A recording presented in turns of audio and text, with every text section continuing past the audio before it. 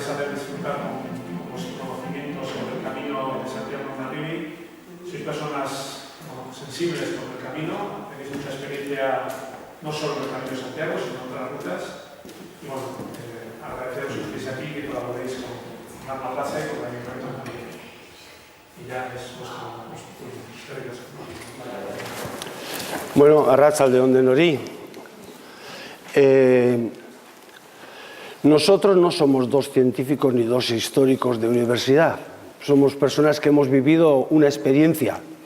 Y por eso, más que nada, nos perdonaréis la falta de conocimientos históricos y demás. Hay una cosa que es muy importante decir desde el primer momento. Bueno, a mí me hubiera encantado, y que conste que esto no estaba preparado, pero en el año 2008 salí de casa con una mochila y un amigo que casi conocía y que ahora es probablemente uno de mis mejores amigos, y me hubiera gustado pasar aquí la charla con vosotros sacando los 8 libros de los 8 caminos que hemos hecho. Este es el primero, que fuimos de Zamora a Santiago. De 13 días llovieron 11 y sin embargo, no sé por qué, volvimos a repetir.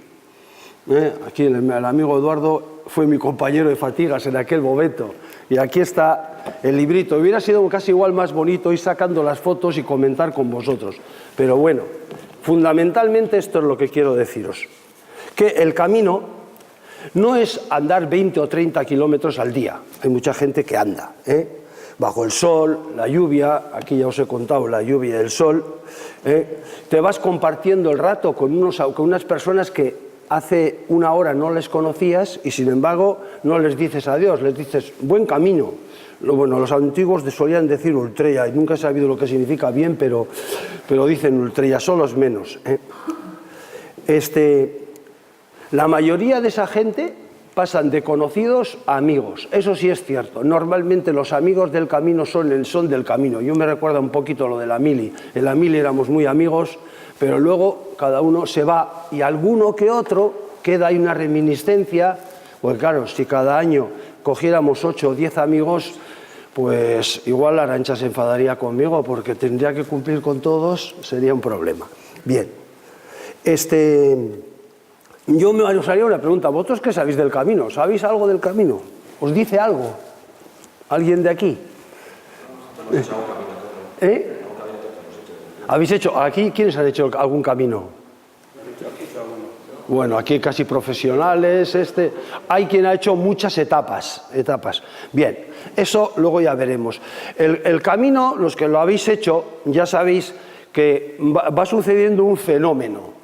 Tú empiezas a andar, el primer día, al tercer día te duele todo, al cuarto no sabes qué hacer. Y yo como anécdota personal os diré que tengo 2 hernias de disco y que cuando salí mis cuñadas apostaban a que no llegaría a una semana fuera de casa. Y en efecto, yo creo que por el colegio, la forma de trabajar y tal, siempre tenía esto agarrotado. Una mochila vieja que cogimos, unas zapatillas sin más, no sabíamos. De hecho, el amigo me ayudó a la puerta de Santiago, esas botas fueron a la basura y no porque fuera tradición, sino es que ya estaban rotas, abrían así la boca y estaban atadas con 2 cinchas y se quedaron. Bien, pues aquella mochila encima mío, al principio me dolía todo. Y resulta que al cabo de 10 días, 8 días le dije, oye, no me duele. Volví a casa y al cabo de una semana no decía nada, por si acaso no fuera. ¿Sabéis una cosa? No me han vuelto a doler las cervicales. Eso es verídico. No es milagro, no es. Es el masaje natural ese, con ese peso de tantos días, yo estoy seguro que me quitó. Los pies al quinto día te duelen y algunos tienen ampollas. Algunos hemos tenido la gran suerte de no tenerlas. Eso es una experiencia única. Eso es un chollo. Pero al cabo de 5 o 6 días se van yendo y caminas de una forma natural. Y entonces es cuando tú entras en el camino normalmente, eso que llaman. Yo no voy aquí a alardear de misticismos, no, lo digo muy claro. Nosotros fuimos al camino porque teníamos las ganas, no teníamos un objetivo demasiado religioso. Yo aquí sí que quiero poner con 2 comillas un homenaje a toda esa generación de hace 15, 20 años que aparecieron por los caminos, que eran auténticos peregrinos, aquella gente que todavía no había prácticamente albergues, dormían en los suelos, y que aquellos sí que venían, casi todos, fueron creando, luego si vemos las estadísticas de aquí, veréis que se pasaban 67 al año, 70, y antes, hace 20 años, y ahora, ya veréis, cuando veis los datos diréis, ¿cómo es posible? Sería muy bueno que de vez en cuando alguien estudiase eso desde un punto de vista economicista. ¿Qué es lo que puede dar? Bueno, lo veréis. Bueno, y esos señores, yo me acuerdo, aquí hay alguno, de los de la vieja guardia, aquí hay en Irún, Demetrio y todo ese grupo de personas, José Alonso, Juanjo Izaguirre, todo, son gente que hicieron posible que poco a poco, ahí va, de aquello se ha convertido en auténticamente ahora una marea. Una marea que, como veremos enseguida, ha evolucionado. Aquellos eran a machamartillo, iban con un procedimiento yo creo que religioso. Hoy no es lo mismo. ¿Mejor o peor? Yo creo que la historia lo dirá. Se evoluciona, punto, y hay que asumirlo. El camino, hay una cosa que te llama la atención y es que invita a la reflexión. No sé, te permite, de repente vas andando por ese camino que vemos ahí, y no sé, no te das cuenta, y resulta que estás andando y con ese señor que eres amigo, que a los 2 primeros días tienes que estar todo el rato hablando con él, porque si no hablas parece que está mal, poco a poco te vas separando. Y es un fenómeno que llama la atención a casi todo el mundo.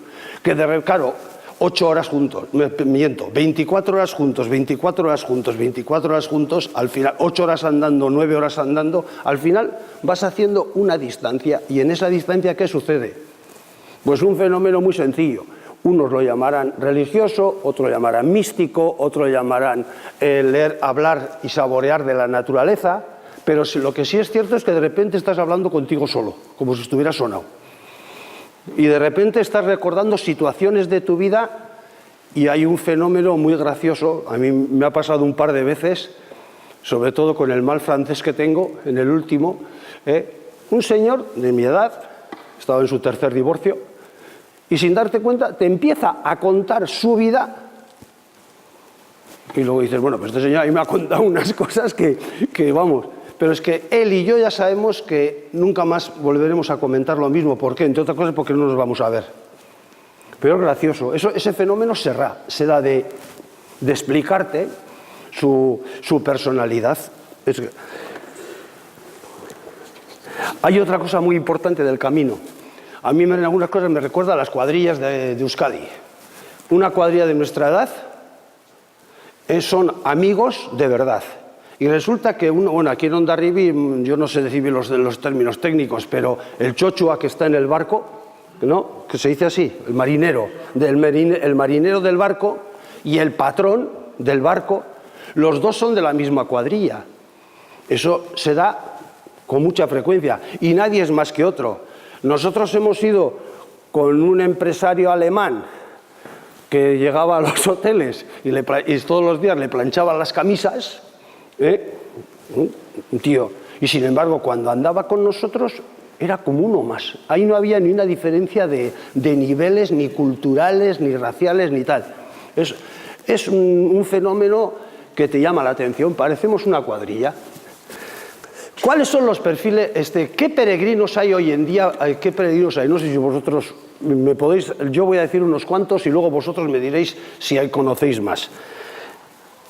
Peregrinos todavía existen de tipo religioso antiguo a la antigua usanza. Pocos, desde mi punto de vista, pero los hay. Que he contado con ellos. Sobre todo italianos y algunos del este son llamativos, cómo protestan porque las iglesias están cerradas, empezando por la de aquí enfrente. Es gracioso, tú vienes por las rutas francesas y todas las iglesias están abiertas. En cambio aquí todas están cerradas. Bueno, pero hay gente religiosa, los hay. Hay gente que viene con... La mayor religiosidad está en los peregrinos orientales. ¿Con? Coreanos y japoneses. Coreanos. Son católicos. Son de una religiosidad ferviente pero tremenda. Sí. Son la gente más religiosa que hay en el camino. Sí, los hay. Sí. Luego hay un peregrino de tipo, vamos a llamarle espiritual, o vamos a llamarle el que está en contacto con la naturaleza y consigo mismo. De esos hay un montón, para mí. Gente que quiere, que busca salirse del cemento, salir de esta vida de todos los días, desconectar, vivir en una situación que no tienes esa cama cómoda, que tienes que aguantar los ronquidos del de al lado, que es así. Los que tenéis el olfato muy fino, tenéis que, pues, saboreáis unos olores muy diferentes de los que compartís en casa. Y ese es el que llegas adelante de un pantano y te sientas y te quedas allí media hora. O algunos, llegas y encuentras un riachuelo con agua bien fría y ese día te confundes, recuerdas la época de Adán, y te sumerges en el riachuelo estupendamente y no tienes prisa. Y luego ese tipo de persona que, como he dicho antes, en la cual yo creo que hay muchos que nos sentimos, que de repente pues desconectas. El tercer tipo de peregrino que conocemos es el cultural. Que ya lo lleva todo muy organizado, coge el camino, lleva los papeles todos preparados, sabe que ahí está la iglesia tal, la va a ver, luego va a ver el sitio tal, incluso sabe dónde hay un concierto, algunos conocen alguna buena bodega en tal sitio que está, llegas a Orense y te llevan a comer las mejores, las pulpeiras, las pulpeiras. Bueno, existe el otro tipo de peregrino. Y existe también existe el peregrino, bueno, en Euskadi mucho, el peregrino deportista. Allí, bueno, vascos se ven bastantes, pero casi todos en bicicleta. Y todos han hecho 88,700 metros en 6 horas y media. ¿Y por dónde has pasado? Hemos salido de Astorga y ya hemos pasado ya al Cruzeiro. Digo, pero este tío, ¿qué ha visto? Pero hacemos de Roncesvalles a Santiago, tienen una semana de vacaciones, salen el sábado y el lunes siguiente van a trabajar. En ese espacio han estado en Santiago. Y dices, ¿y existe? Yo a estos, entre paréntesis, peregrinos no. Pero gente que usa el camino me parece muy bien. Me parece muy bien. Hacen una actividad que les gusta, son felices en ella, que menos. Pero existe esto. Y luego están una especie rara que está apareciendo ahora y muy peligrosa y contaminante. Se llaman especies devastadoras, que pues igual se lo van a cargar parte del camino si no se lo están cargando, que son los turigrinos. Los turigrinos. Turigrinos, sí. No tengo nada contra los del otro lado de la frontera, pero abunda mucho de ahí. Vienen y aparecen a las 12 del mediodía en el albergue. Y dices, hostia, no lo he visto, a las 12. Cogen la cama, pum, y se van a pasear por Donosti y se van a la playa. Y al día siguiente están en Zarauz a las 12 otra vez. Pero se han salido a las 8:30, ¿cómo han llegado? Ya están. Hay una cosa que se llama autobús, o no sé qué. Y resulta que se hacen unas vacaciones baratas, aprovechándose de una situación. Y encima, cuando llegas tú a las 5:30 de la tarde con la mochila, después de haber hecho 25 o 30 kilómetros descojonado, pues no tienes sitio porque te lo han quitado. Y eso está empezando a aparecer, y eso hace mucho daño. Porque va creando un mal genio entre la gente. Luego, y ese tipo de gente, pues nos están haciendo la puñeta. Porque claro, yo cuando llegan aquí a las 4 de la tarde que se abre el albergue, unos tíos, y fichan, ¿qué le voy a decir? El carnet, ¿eres peregrino o no eres peregrino? No sabes. Pero resulta que ese mañana el albergue de Donosti lo ha llenado y los que llegan andando después de pasar por todo el camino no llegan. Eso hay que ir contra ellos, no sé cómo, pero hay que buscar un insecticida. El Camino de Santiago, a lo largo de la historia, aquí también hay que tener el mapa enseguida. Bueno, ya todos sabemos que a principios del siglo IX ha aparecido una luz, ha aparecido Santiago, eso lo teníamos todo desarrollado en unas diapositivas y si queda tiempo lo haremos. Pero bueno, aparece y se crea la figura del camino de Santiago de Compostela. En ese momento, ¿qué sucede? Ese momento está clarísimo. De aquí para abajo, de aquí para abajo hasta aquí, todo eran musulmanes. No sé si eran árabes, pero todos eran musulmanes. Y además con la vocación de conquistar.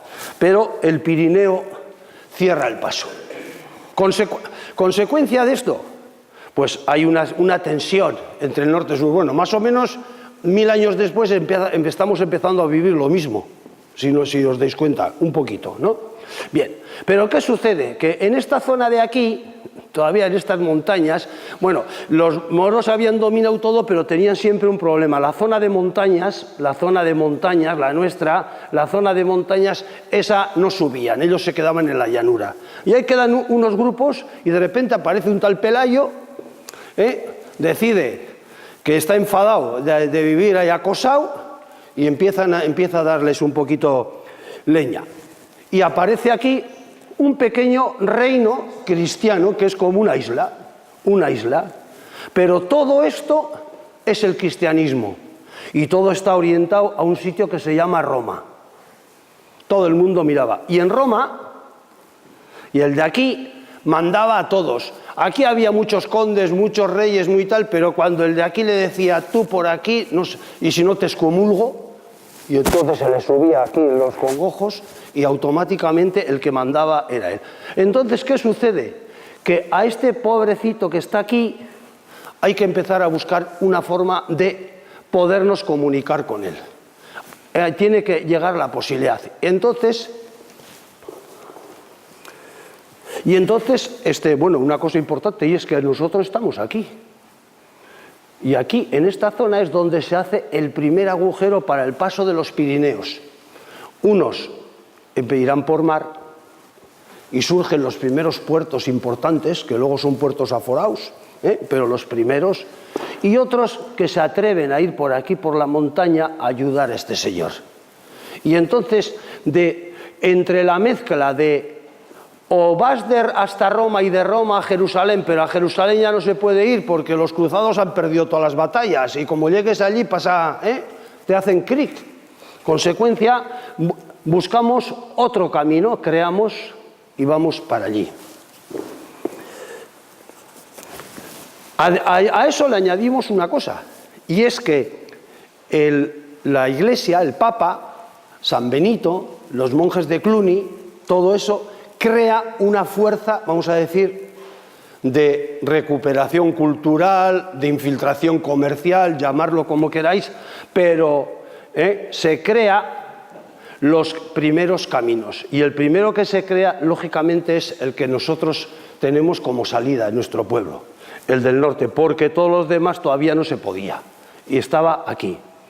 Aquí hay una cosa que llama la atención, bueno, habrá aquí quien sepa más que yo de eso, pero ya sabéis que ha sucedido una cosa muy llamativa. En casi todos los sitios y a cada cierta distancia hay un pastor que no sé lo que está haciendo, pero aparece una luz y hay una virgen. Automáticamente allí van una cuadrilla de la gente de la zona, los del pueblo, veneran a la Virgen y empiezan a ir a rezar allí. No pueden rezar solos, tiene que ir un cura. Para que haya un cura hay que hacer una ermitilla pequeña. Pero resulta que va más gente y pone los chiringuitos. De repente dicen, con un cura solo no puede ser, tienen que venir, hay que hacer un convento. El convento, vienen los frailes de aquel tiempo tenían más suerte, no trabajaban, estudiaban, leían, cabalgaban y algunos se hacían guerras, pero trabajar no. Entonces hay que traer un burgo que haga alrededor. Y para que ese burgo esté defendido hace falta un castillo y un señor. Y automáticamente vemos apareciendo San Juan de la Pella, todos los puntos del camino providenciales. Es una forma que a mí me ha llamado la atención de decir, oye, pues ha coincidido eso, y es real. Bien, aquí aparecen de 4 caminos que vienen de Francia, que todavía hoy en día existen. La mayoría siguen existiendo y los franceses de ahora lo han revitalizado un montón. Tenéis aquí la Vía Tururensis, que vienen desde París y que avisa hacia allí, hacia el norte, Luego tenemos aquí la Vía Lemuriensis o la Burgeniana, que viene de Bourges, un pueblo precioso con una catedral fabulosa, pero que, como veis, le llama a los alemanes. Luego tenemos la Vía Podiensis, aquí de Puy-en-Velay, que esta actualmente se usa mucho. Hay muchos franceses que vienen desde En-Velay. De aquí, y si os fijáis, si tiráis para allí, pues van para Suiza. Y luego está la Vía Tolosana, que viene de Arles, que en realidad viene de Italia. Entonces, estas 4 vías, todas quieren ir a un sitio que se llama Compostela. La primera, la de Toulouse, se va por Somport y crea el primer camino aquí, que algunos lo conocerán, el aragonés, que termina en Obanos. En Obanos se junta con el camino de Roncesvalles. Luego, los otros 3 caminos fundamentales se juntan en un pueblito aquí, que Rafa lo conocerá bien, al lado de Saint-Jean-de-Pied-de-Port, a 12 kilómetros, Ostabat, si no me equivoco, se llama, ¿no, Rafa? Ostabat. Y ahí se juntaban, no se juntaban en Saint-Jean-de-Pied-de-Port, sino que 12 kilómetros antes. Y luego un camino, el Esul, creo, que venían de esta zona de por aquí, que hoy en día sigue estando, y es la que va a Bayona, y de Bayona viene donde nosotros. Algunos de estos se iban a Bayona, de aquí, pero fundamentalmente este es el camino que va creando una marea humana, y como veis, los cluniacenses la han enfocado muy bien, pasan por Roncesvalles. Aquí decían, alguna vez habréis oído hablar del famoso francés aquel, el cura aquel, que nos puso a parir a los vascos, que decíamos que éramos unos bárbaros y que les maltratábamos porque les dábamos a palos. Pero bueno, a mí siempre me ha quedado la tranquilidad de que los que se llamaban cristianos toda la vida, los que no eran como ellos, les llamaban bárbaros. Siempre, toda la vida han llamado, y a nosotros nos han enseñado hasta en el catecismo, el bárbaros. Pero de bárbaros nada, éramos diferentes. De hecho, en el siglo VIII todavía la religión católica no había entrado prácticamente en Euskadi, históricamente. Solamente nombrar 3 cosas. La credencial, el hospitalero y las señales. Solamente como cultura. La credencial supongo que sabéis todos qué es. El carnet de identidad de los peregrinos en el camino, por el cual tienes una serie de derechos de reconocido como tal, que puedes entrar en los albergues, etc. Es una documentación que normalmente, actualmente está totalmente teledirigida desde Santiago de Compostela, con lo cual perderíamos un rato largo hablando sobre ella, porque la simonía sigue existiendo en el siglo XXI. En estos boletos hay que comprarla, hay que pagarla, y de hecho hemos llegado a la aberración de comprar en el Corte Inglés, ya el colmo.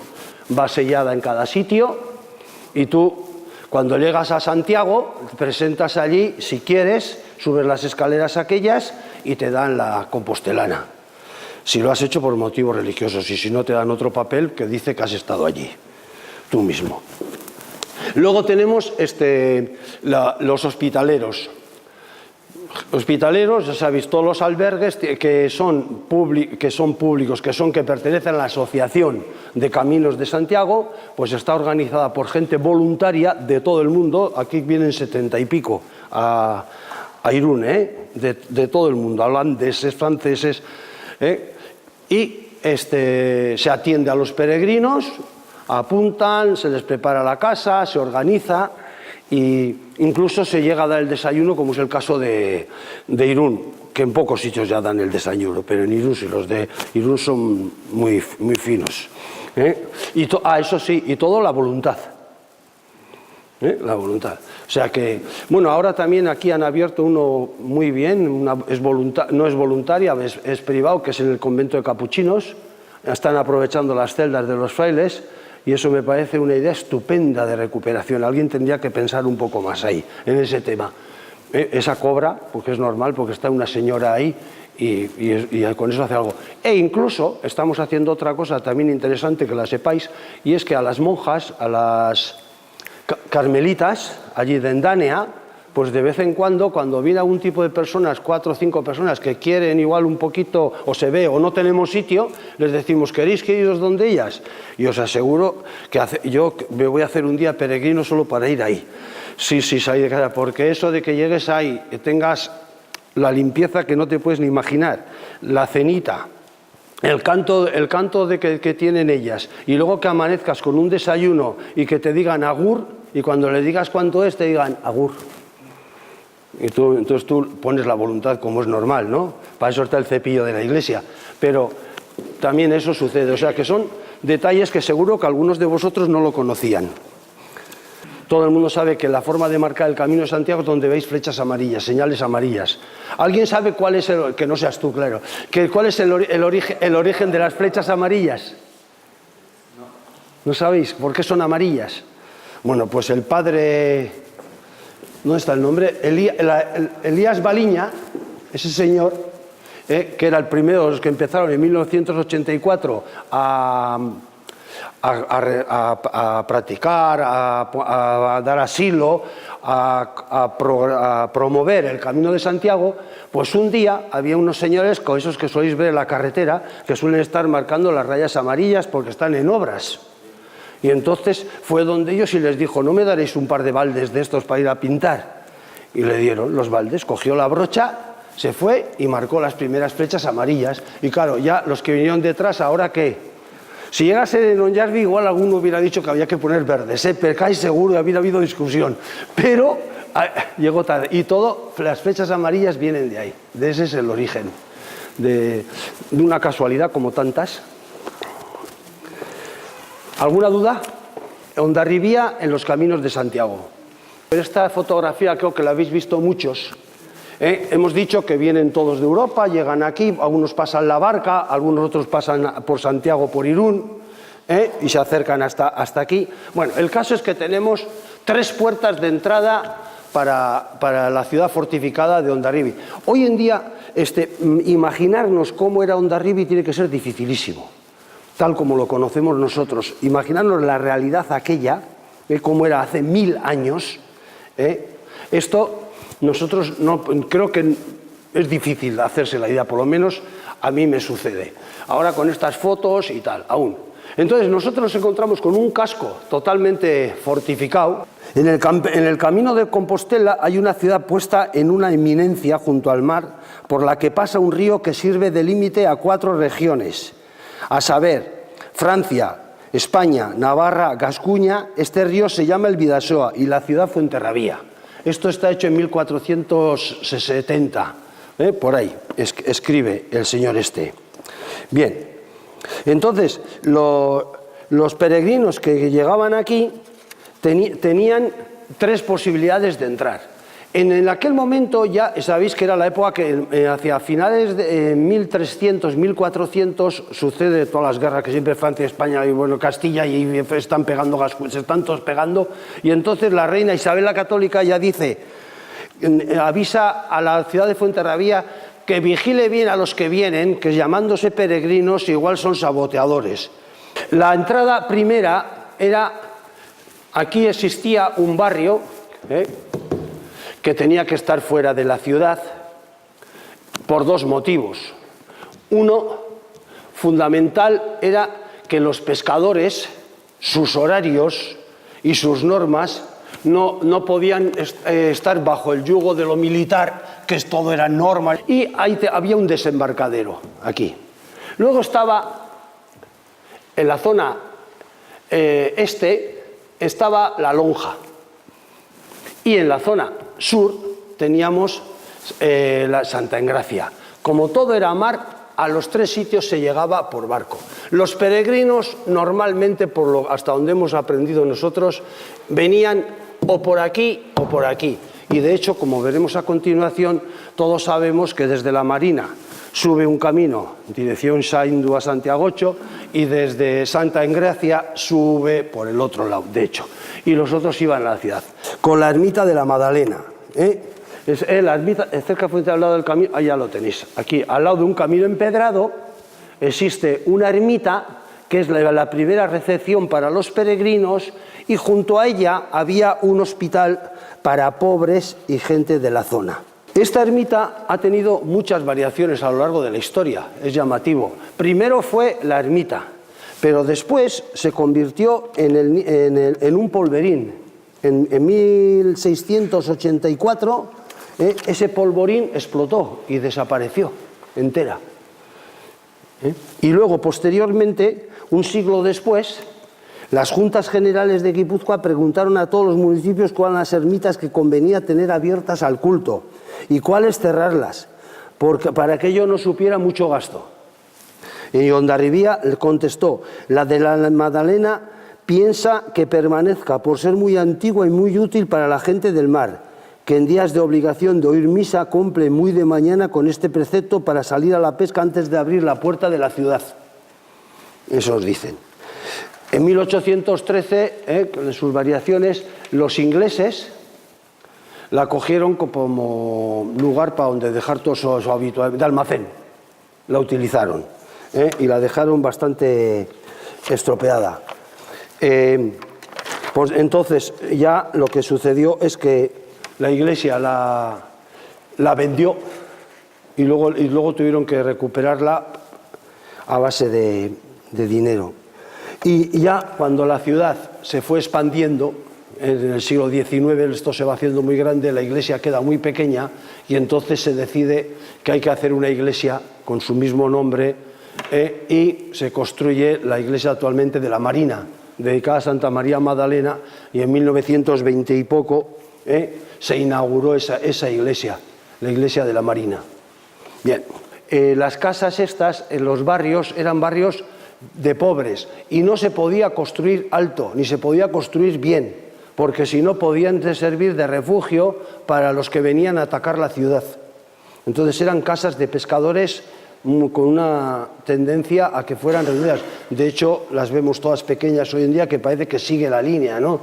Lo que pasa que hoy en día pues están bien hechas. Y de aquí, a continuación, subían desde aquí, desde Madalengay, subían la cuesta, hoy en día la subimos mucho más fácil cuando funcionan, hasta arriba, y luego se iba hasta Saint-Ouen, atravesando el camino. De hecho, eso tiene un valor histórico porque a mí me llamó la atención. Todos recordaréis que ahí había detrás, subes las escaleras, pasas la carretera, están las casas de las calles Donosti, hay un callejón y ahí detrás había como un parque antes y ahí se construyeron las villas esas que hay ahí. Y cuando se construyeron, de primeras iban a cerrar y entonces iban a hacer límite entre las dos fincas, entre las que están ahora, nada más subir la escalera, donde vive la Bibi, no sé qué números son de la calle Donosti, las que están ahí enfrente, y las de atrás. Pero vino de Diputación una orden que había que abrir el camino ese que vemos tan, iba a decir, no es absurdo, pero porque podíamos subir, ir por la acera y coger el camino para arriba, ¿no? Y no hubiera hecho falta, pues no, se obligó a abrir porque es camino histórico del camino hacia Guadalupe. Y desde ya, y de Saint-Ouen, ya de Saint-Ouen ya se cogía el camino hacia Santiago, que luego que veremos que todos los caminos terminan ahí. Bien, bueno, de la lonja, como cosa del camino de Santiago, poco que hablar, porque yo creo que la lonja era más bien un desembarco con miras a la entrada en la ciudad. Sí tenía una cosa importante ahí. ¿Alguno sabe por qué se llama Santa Clara, la isla de Santa Clara de Donosti?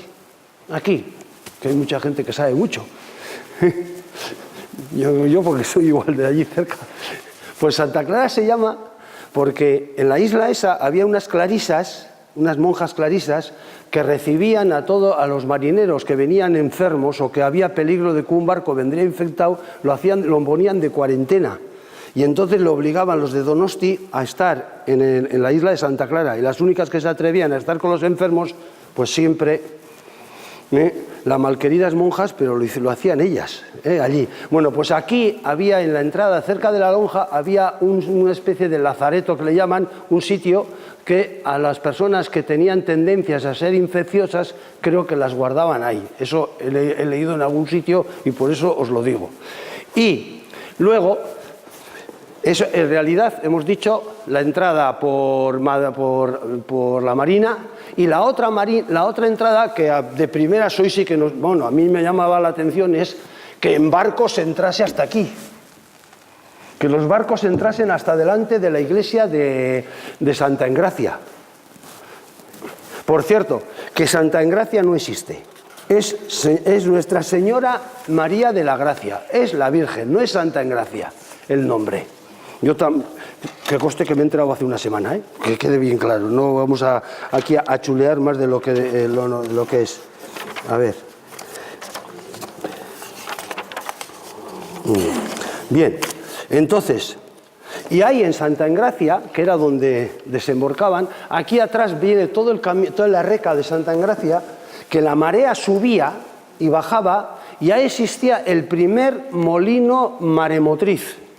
Hoy en día, igual tendría que venir alguno aquí a estudiar, que estamos hablando de aprovechar las energías de las mareas, pues aquí, en Onyarbi, hace 1000 años se hacía. Había ahí donde, en el puente ese de ahí atrás, había un molino y aprovechando la subida de la marea y la bajada de la marea, se producía la fuerza motriz para conseguir utilizar el molino. Una cosa verdaderamente llamativa. Pero hay unas personas ahí cerca que deben ser, no sé quiénes son, pero merecerían ser que alguien algún día, cuando tienen que dar títulos y esas cosas, esa gente escondida que hace que una cosa en este pueblo funcione y calladita, pues esas personas yo son las que algún día les echaría flores. Porque que esté la Santa Engracia y sin que nadie se entere, siempre bien limpia y bien tratada, que yo sepa, no hay ninguna asignación oficial para mantener la iglesia, que no. Habrá alguien que se merece el reconocimiento. Bueno, y de ahí subimos a Santiagocho. De Santiagocho ya poco. En Santiagocho, todos sabéis la historia de Santiagocho, sabéis, ¿no? Supongo. Es la primera ermita situada del siglo XII, está situada a la falda del Jaizkibel. Otra cosa llamativa es que también es negro. Se ve que se dicen que debía ser hecha de madera de manzano y todos sabéis que hace cosa de 30 años, pues yo diría alguien, no sé, iba a decirle con fallo de fabricación, porque coger para llevarse el santo de ahí, ya me vas a decir a mí qué beneficios sacó el que se lo llevó. Y se llevaron la imagen, la auténtica, la que tenía tanta historia, y ya posteriormente, pues, los vecinos, antes en 1930, ellos fueron los que recuperaron la iglesia, y en 1969 en Auseland la volvieron a recuperar todo, y posterior, gracias a las fotografías que había, se ha vuelto a poner la imagen del santo de aquel día que alguien pues se lo llevó. En fin, ¿qué le vamos a hacer? Son cosas desgracias. Y hay en Santiagocho es donde coinciden todos los caminos de la zona esta para empezar el camino hacia Guadalupe. De Guadalupe yo creo que bueno, ya sabemos que todos los caminos van a Guadalupe y que haría falta 2 horas para hablar de ello, solamente de Guadalupe. Por lo tanto, vamos a pasar a hablar de los caminos hoy. Si miras la geografía, que es lo que vamos a hablar a continuación, hay que distinguir claramente entre lo que serían los caminos de entonces de los que son hoy. O sea, el camino de entonces, por sentido común, no iba a subir a Guadalupe y de Guadalupe ir por toda la ladera allá arriba. Eso, los caminantes lo que iban por el camino que luego, posterior, la Nacional 1. O sea, vamos, un poquito más arriba, un poquito más ahí, por los caseríos de por ahí, puede ser, pero buscaban ganchuris, mi opinión, De hecho, ¿a que no sabéis por qué se llama Miracruz, el Alto Miracruz? ¿A que no sabéis por qué es el Alto Miracruz? ¿Has nacido allí? ¿Has vivido y no sabes? Pues mira, es para que el Alto Miracruz, ¿sabéis por qué es? Pues mira, el que salía de San Sebastián, para decir en el sentido contrario ahora, claro, subía un alto, Miracruz, y de repente quería venir para Francia. Y entonces veía Jaizkibel a la izquierda y Peñas de Aya a la derecha. ¿Por dónde va el camino? Si miráis, subís allí, Lezo, la iglesia de Lezo tiene una cruz blanca arriba. Y entonces desde allí veían la cruz y se orientaban para saber que el camino era para allí. Yo creo que por lógica algo de eso también ha sucedido aquí. Algo de eso. Pero nosotros no vamos a ser más papistas que el Papa. Los señores estos que he dicho antes, que se han pegado y tal, nos han propuesto unos caminos, que son los que os voy a decir, y en estos momentos hay un pequeño o un gran conflicto, según como se quiera, con Diputación y con el Gobierno vasco, que también propone unas cosas con sentido común. Yo creo que hoy en día no se puede hacer el camino, por ejemplo, como está el camino del interior que va de Andoain hasta Beasain y te lleva todo el rato por la carretera Nacional 1, por el Bidegorri. Eso a mí me parece, o sea, se puede hacer y se hace, pero es una paliza. Bueno, todos sabemos, pasa de diapositiva. Bien, los caminos en Onyarbi actualmente, ¿cómo debieran estar marcados? Si salimos de Onyarbi podemos salir desde dos sitios, o salimos de la Marina o salimos de Santa Engracia. Por lo tanto, tenemos un camino marcado para unir los dos. Nadie discute, los amigos del Camino de Santiago ni entran ni salen, y el Gobierno vasco nos dice así, pero el Ayuntamiento de Hondarribia nos tiene abandonados, ahora que no me oyen. A ella le decía, miren, el otro día, yo creo que... Los alemanes dan una guía muy completa que se inicia desde el embarcadero de la Venta. Claro, sí, claro. Es la mejor guía. Sí, exactamente, por eso te digo, sí, los alemanes lo traen y empieza de ahí, sí, pero nosotros lo tenemos totalmente abandonado, no tenemos ni una partida. Es más, si salís de la Venta y os ponéis a andar el Camino de Santiago, yo lo he hecho varias veces, tú no tienes idea por dónde se va. La gente se pierde. ¿Por dónde? ¿Por dónde vas? ¿Por dónde? A ver, hay que atravesar la calle de Santiago. Pues yo, por ejemplo, digo, sí, muy bien, en el siglo XI. Hoy se pasa por la calle San Pedro. Es de sentido. Tenemos que tener sentido común. La gente va y atraviesas, mira, tiene la caja de ahorros a la derecha para coger dinero para el camino, y subes, y te metes, atraviesas, te subes hasta para ¿cómo se llama? Donde está a mano derecha la calle que sube hasta el arco de la Plaza Guipúzcoa. Santiago Compostela. Bueno, atraviesas la Plaza Guipúzcoa, vienes por aquí, bajas por la calle Mayor, atraviesas el Arco de Santa María. Pero eso lo tenemos que marcar. Llegamos a Guadalupe y ya de Guadalupe sabéis que hay dos caminos. Sí, de Guadalupe sabéis que hay dos caminos oficiales en este momento. Bueno, miento. Dos caminos que están en lucha. Tú subes a Guadalupe, de Guadalupe sales unos metros, llegas al cruce y tienes la subida a Rompeculos, o ir por el otro lado. Bueno, aquí siempre hay la eterna discusión. Según el Gobierno vasco, el camino es por arriba. ¿Por qué? El Gobierno vasco tiene, ya veremos ahí, tiene tres criterios, si no me equivoco. Uno es seguridad, lo tiene claro. Segundo, pasar por zona de monumentos históricos. Y tercero, asumir el sentido común, que hoy en día hay muchos caminos que las excavadoras los han roto. Y entonces hay que buscar alternativos. Lo único malo es que cuando no hacen alternativo, dejan la acera, eso es lo malo. Bien, y entonces esos dos caminos, el Morau, hasta cierto sitio, como veremos a continuación, el Gobierno vasco dice que hay que ir por los Torreones. Yo, sinceramente, sigo diciendo mi opinión, ya se han puesto fechas, si hace bueno, si no hay niebla, ni está lloviendo, yo creo que esa aldapa que tanto dicen algunos, que entre 8 y 18 minutos se sube eso, despacio. Pero luego el placer de ir por toda la cresta, ver a un lado el monte, el mar, ver al otro lado, ver el Valle del Bidasoa, eso es incomparable. Los dos caminos, tanto el que asumen los que van por arriba y luego siguen por allí atrás, Conocéis la carretera la que sube del Jaizkibel, la vuelta ciclista, ¿no? Hasta la curva. Aquí, este camino coge la carretera y te obliga a ir por la carretera 800 metros. Luego lo vamos a ver. Está ahí. Bien, baja y de aquí bajas a San Juan por la parte de atrás y atraviesa San Juan. En ese tramo hemos tenido que ir desde aquí por toda esta carretera hasta ahí.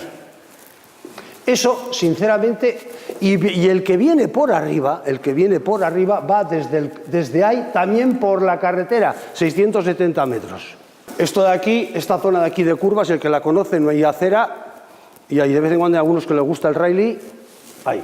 Y de aquí vamos hasta cerca de donde está el castillo del Inglés, del Lord John, y a Rocandieta, que hay un parque natural precioso para ir a hacer una merienda, y desde aquí se baja por esta bajada de la Rabide. La bajada de la Rabide es así y empedrada. Ahora digo, ¿por qué lo he dicho eso? Porque el gobierno vasco nos dice que tenemos que bajar a Lezo. El segundo punto, hay que pasar por los sitios históricos. Los sitios históricos son Santiagocho, Guadalupe y el Santo Cristo de Lezo. Eso está claro. Y se bajaba aquí. La bajada esta es preciosa por medio de un bosque y la pendiente es la mitad que esta. Yo hasta que no la... Yo también era de los que decía que bajar a San Juan era una maravilla, pero el día que vino el del gobierno vasco y fuimos los dos pateando y bajamos por ahí, le dije, tenéis razón, es mucho más cómodo. Solo tiene 50 metros malos aquí que los de Lezo debieran arreglar. Y se baja. Hoy en día, después de que nos han quitado Iberdrola, se tarda 20 minutos en hacer esto a San Juan y es un bidegorri bien bueno. Y luego ya entras a San Juan, coges la motora, pasas enfrente, tenéis allí el Muguruza, pedís un Falcón Cres y ya la leche. Vamos a hacer la primera etapa del Camino de Santiago. Desde ahí, Guadalupe. Siguiente. Santiagocho, fíjate. El agua, la mochila, ahí tira, dale, para adelante. Empezamos a subir y fijaros qué me encontraba, para un peregrino que viene por aquí. Sigue. Desde ahí mismo, aquí los colores están totalmente estropeados, pero fijaros cómo se ve Guadalupe. Esta es la foto de un talibán. Esto no lo he hecho yo. Y esto, el que lo ha hecho, que pertenece casi seguro a la asociación, ha hecho muy mal. Me parece a mí. Y yo creo que esto hay que borrarlo, no tengo medio. Pero en este marco incomparable, meter esta flecha. Por eso es lo que os decía que no quería yo para marcar. Aquí hay monumentos, hay que hacerlo bien. Esto es una burrada.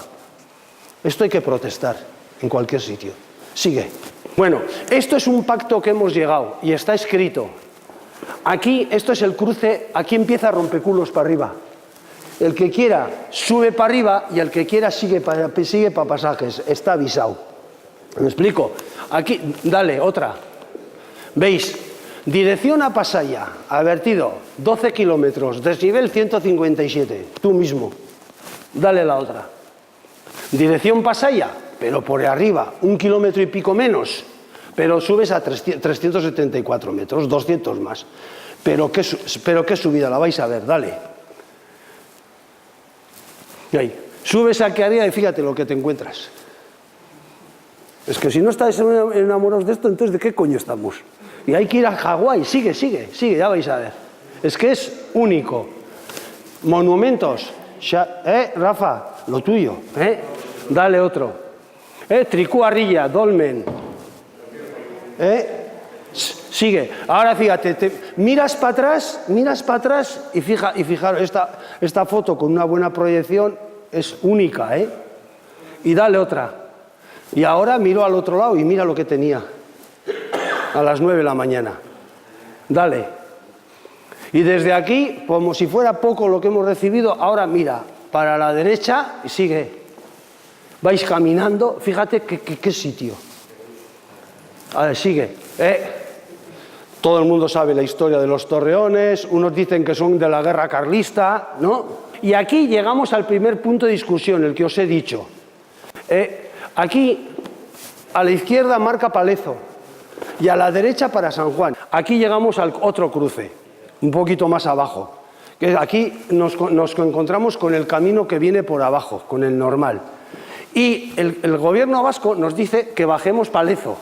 Bueno, y llegamos al famoso Santo Cristo de Lezo, ya, y de aquí pues caminamos por toda la Videchurra, llegamos a uno de los pueblos más bellos del mundo, las fachadas fotografiadas, sacadas 1000 veces, que aquí los peregrinos, lo normal, yo siempre les digo que primero avancen 200 metros,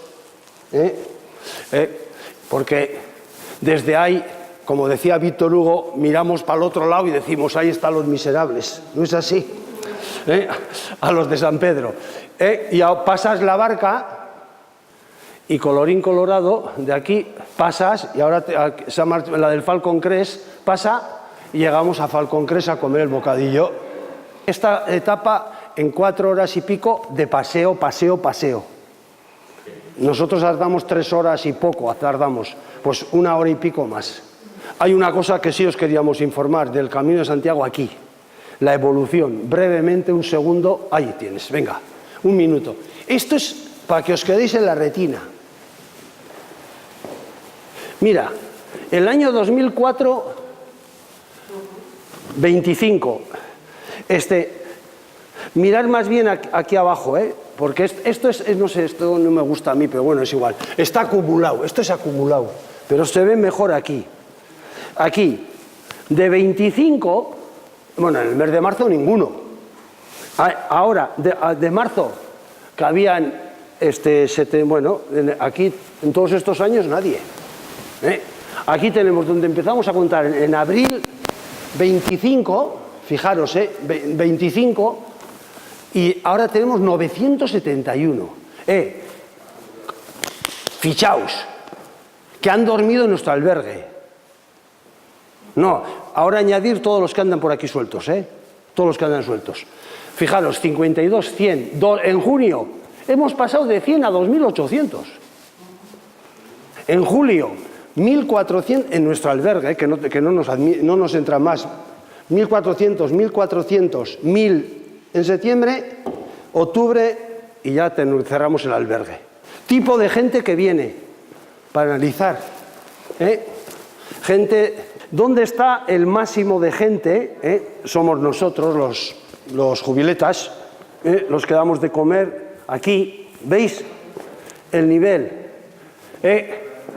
¿Para dónde van? ¿Qué es lo que tenemos que potenciar? Fijaros que hemos mandado nosotros 6.600 a pasar la motora de 92 países. Sí. Hondarribi en los caminos de Santiago no aparece, que es algo que yo me cabreo. Hay mucha gente de aquí que no ha hecho ese camino, que no anda por ahí, ni que ha visto las fotos que hemos visto, esas las vemos nosotros cada 2 por 3. Vamos hasta no sé, el pico de la Ní y a no sé dónde, y resulta que, y si un día queréis, hacemos una solo de caminos por Guadalupe, por Jaizkibel, eso es una mina.